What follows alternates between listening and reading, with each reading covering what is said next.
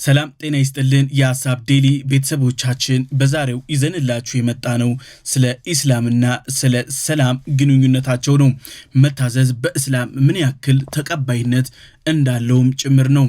ዓለም ያጣችው የጎደላት ሰላም በኢስላም ተትረፍርፎ በስቶ ይታያል። የሰላም ምንጭ መሰረቱን ኢስላም ላይ አድርጓል። ሃይማኖቱ ስሙንም ሰላሙንም መሰረቱ አድርጓል። በእስልምና ሃይማኖት ከሚከበሩት ሁለት ሃይማኖታዊ ባህላቶች ውስጥ አንዱ ኢድ አልአድሃ ነው። ኢድ መታዘዝን መሰረት ያደረገ በዓል ነው። መታዘዝ በኢስላም ታላቅ ቦታ አለው። የሰው ልጆች የዕለት ተዕለት ኑሯቸው ላይ የግድ የሚለን መታዘዝ ነው። እሱ ዋነኛ ነው። መግባባት ወሳኝ ነው። ለሁለቱ ደግሞ መታዘዝ ቅድሚያ የሚሰጠው ነው። ነብዩ ኢብራሂም አለይሂ ሰላም አላህን ትእዛዝ ተቀብሏል። ልጃቸውን እንዲያርዱ እሳቸው ትእዛዝ ተቀብለው ነበር። እሳቸው መርሐባ እሺ ብለው ተቀበሉ። ከዛ በኋላ በትእዛዙ መሰረት ዝግጅት ተከናወነ። ዝግጅቱም አለቀ። ልጃቸው ኢስማኤል አለይሂ ሰላም አላህ ሱብሓነሁ ወተዓላ አንተን እንዳርድ አዞኛል ብለው ጠየቁት፣ አስታወቁት። እሱም እኔም ዝግጁ ነኝ ብሎ ምላሹን ሰጠ። አላህ ሱብሓነሁ ወተዓላ የሁለቱንም ታዛዥነት አየ። በዚያም ትልቅ ሙክት አላህ ሱብሓነሁ ወተዓላ አዘጋጀ።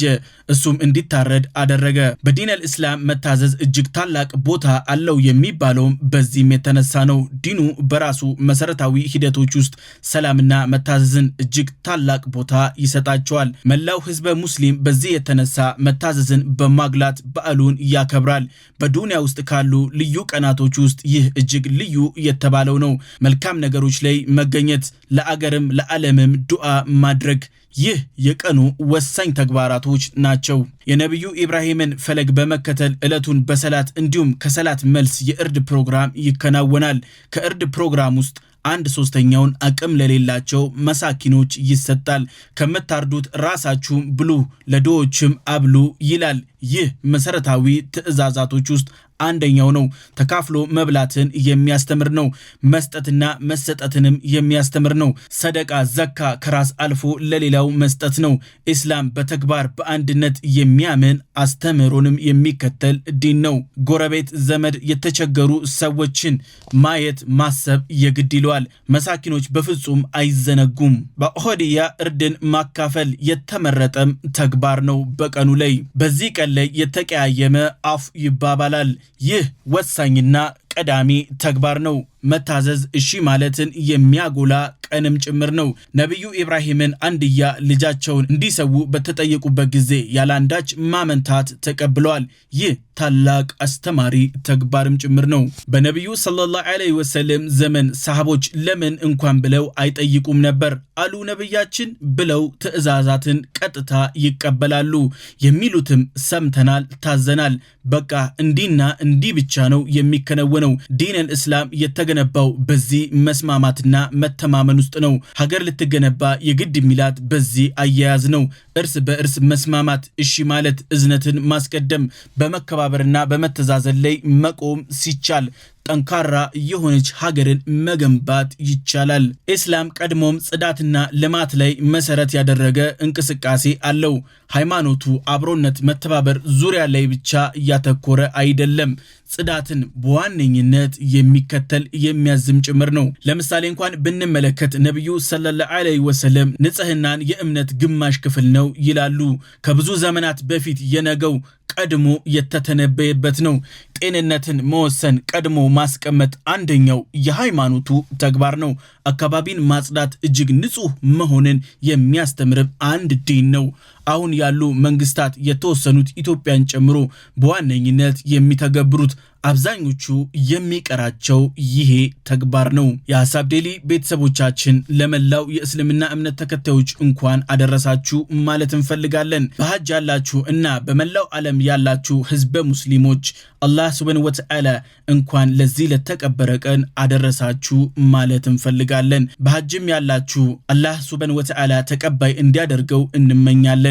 ሐጅ በተለያዩ የኢባዳ አይነቶች የሚከናወን ተግባር ነው። በዙረል ሂጃ ወራት የሚከናወን የኢባዳ አይነት ነው። ያ ማለት ሰላት መስገድ፣ አላህ ሱብሓነሁ ወተዓላን ማወደስ መገዛትም ጭምር ነው። አላህ አዘወጀል ለሰው ልጆች ለመጀመሪያ ጊዜ የአምልኮ ቦታ እንዲሰራ በመላእክት አማካኝነት ያደረገው በቅድስቲቷ መካ ላይ ነው። እዛም ግልጽ ያለ የአላህ ሱብሃነሁ ወተዓላ ተአምር አለ። ካዕባ የተገነባው ለዚህኛው አንደኛው ተግባር ነው። ያ ቦታ ለሰው ልጆች ሁሉ የመጀመሪያ ጊዜ አላህ ሱብሃነሁ ወተዓላ የተሰራ መስጊድ ወይንም የአምልኮ ቦታ ነው። በተጨማሪም ፈጣሪን በብቸኝነት የሚያመልኩ ሰዎች የስግደታ አቅጣጫም ቦታም ጭምር ነው። አላህ ሱብሃነሁ ወተዓላ ነብዩ ኢብራሂምን ቤት እንዲሰሩ ከልጃቸው ከኢስማኤል ጋር ሰርተው እንዲጨርሱ አዘዛቸው።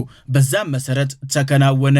አላህ ሱብሃነሁ ወተዓላም እንዲህ ማለ፣ አንተ ቁምና ተጣራ፣ ይህንን ቤት ጎብኙ፣ እዚህ ቦታ ላይ መታችሁ ጸልዩ፣ እኔ አላህ ሱብሃነሁ ወተዓላን እንዲያመልኩ ጥሪ አቅርብ ብሎ ትእዛዝ ተላለፈላቸው።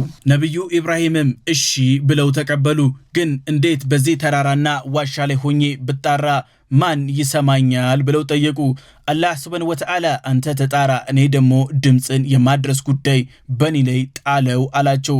አማኞች በሙሉ አላህ ሱብሃነሁ ወተዓላን በብቸኝነት የሚያመልኩ ለእርሱ የሚሰግዱ ከጣዖት አምልኮት ፍጹም የራቁ በሙሉ በዚህ ቦታ ላይ ይመጣሉ።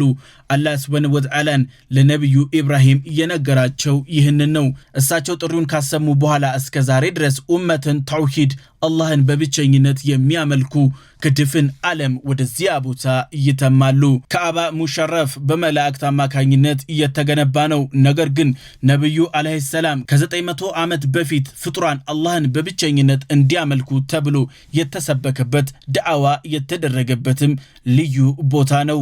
ካዕባ ቀድሞም ሌላ ታሪክ አለው። ቀድሞም ቦታው አደም አለይሂ ሰላም እዛ ቦታ ላይ ከ7 ጊዜ በላይ ተመላልሰው አላህን የጠየቁበት ቦታ ነው።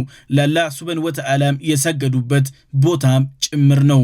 የሐሳብ ዴሊ ቤተሰቦቻችን መልካም በዓል ይሁንላችሁ። ለዛሬው ይህን ይመስላል። በቀጣይ በሌላ አጀንዳ እስከምንገናኝ ሰላም።